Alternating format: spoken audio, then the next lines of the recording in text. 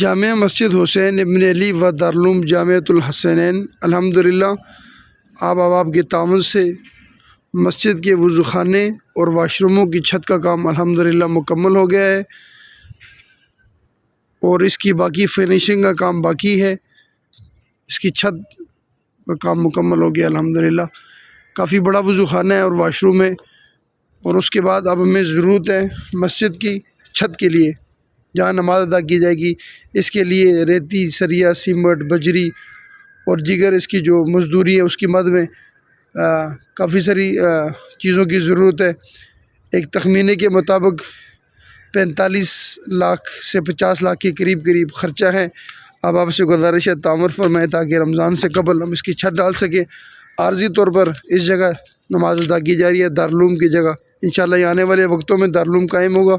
آپ سے تعاون کی اپیل ہے تاکہ مسجد کی چھت ڈال